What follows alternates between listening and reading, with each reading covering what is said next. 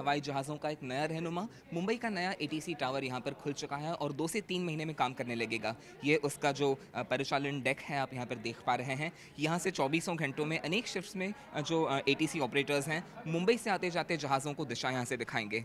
Deck से अगर ऊपर नज़र उठाकर आप देखें तो सामने मुंबई एयरपोर्ट का एक विस्तृत नज़ारा आपको दिखाई देगा, जहाँ पर फिलहाल एक हवाई जहाज़ रनवे पर उतर रहा है।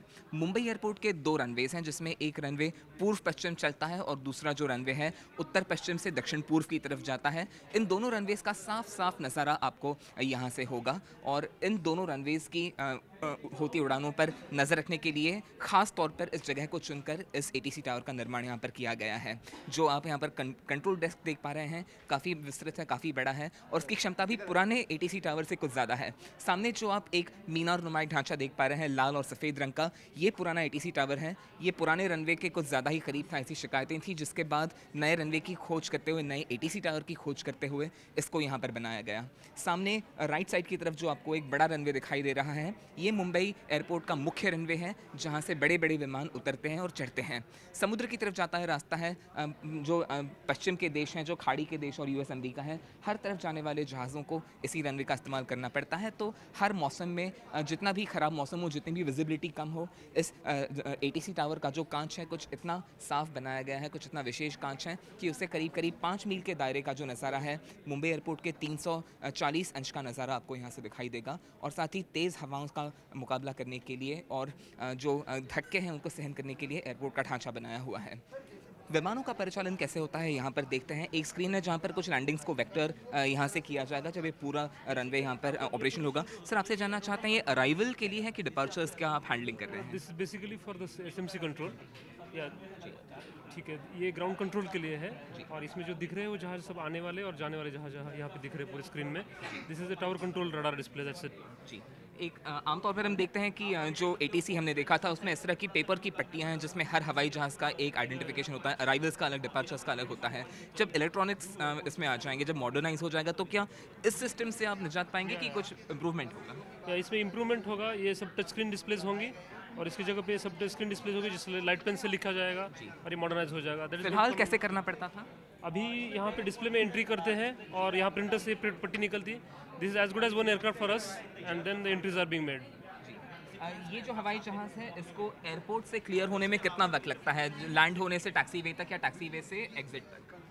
That really depends on the traffic scenario. Coordination चलता है between arrival aircrafts and this. जी, जो बहुत एक टिपिकल व्यस्त दिन होता है उसमें आप 1 घंटे में कितने प्लेन्स ऑपरेट करते हैं? 36 से ऊपर ज़्यादा हो जाता है कभी कभार।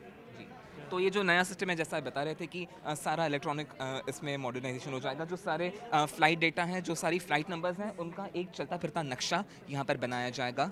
उस नक्शे के आधार पर आपको पता चलेगा कि कौन सा हवाई जहाज़ किस तरफ निकल रहा है और कहाँ पर लैंडिंग से कितना दूर है, टेक ऑफ हुए कितना वक्त हुआ है। साथ ही जो उनकी कागजी पट्टियाँ हैं जिसके सहारे उनकी फहरिस्त एयरपोर्ट के अंदर होती थी कि कौन सा हवाई जहाज़ लैंडिंग के लिए है, ये सारा सिस्टम चला जाएगा और पूरा इलेक्ट्रॉनिक हो जाएगा, जिससे जो वाहनों का जो परिचालन है, जो विमानों का परिचालन है, उसमें एक तेज़ी आ जाएगी और सुरक्षा के लिहाज से भी ये कम भुलक्कड़ है इंसानों से ज़्यादा, इसमें भूल चूक की कोई गुंजाइश नहीं। ऊपर से हमने एटीसी टावर के दिलकश नज़ारे देखे जो वाकई में मुंबई में उतरते विमानों के परिचालन की आंखें हैं, लेकिन इस सिस्टम का जो दिल और दिमाग है वो इन अलमारी नुमा कबर्ड्स में बसा हुआ है। ये जो मशीन्स के स्टैक्स आप देख रहे हैं, इसमें सारा VHF फ्रीक्वेंसी जो होती है उस पर ये पूरी मशीन्स काम करती हैं। जैसे हम कार में चलते हुए FM पर रेडियो सुनते हैं, वैसे मुंबई में आने जाने वाले पायलट्स इस फ्रीक्वेंसी पर एयर ट्रैफिक कंट्रोल से बातें करते हैं। तो इसके लिए ये बड़ा ज़रूरी है कि इसको चौबीसों घंटे चलता रखा जाए, क्योंकि इसी से जो फ्रीक्वेंसी होती है, जो कम्युनिकेशन होता है, चलता है।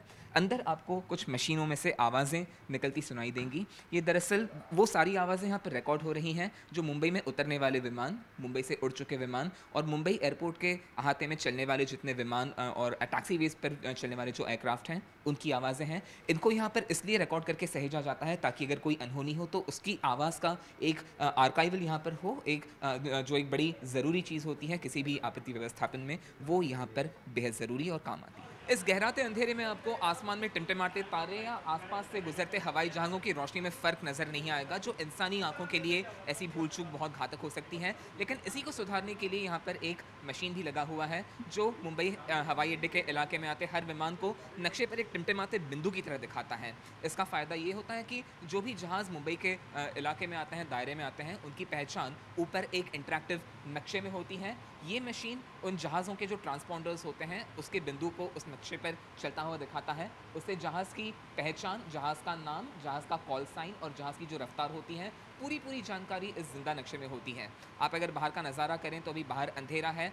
इंसानी आँख धोखा खा सकती है, क्योंकि ट्रैक्टर की रोशनी कौन-सी है, हवाई जहाज़ की रोशनी कौन-सी है, आसमान में चमकता तारा कौन-सा है, शायद हमारी आँख पहचान नहीं पाएगी, जो अगर वैसा ही ऑपरेट करने जाएँ तो सरासर किसी हादसे को अंजाम देने जैसी बात है। लेकिन यहीं पर ये मशीन इस सटीक फ़र्क को और सीधा करती है और जो एयरपोर्ट की सुरक्षा है उसमें काम आती है।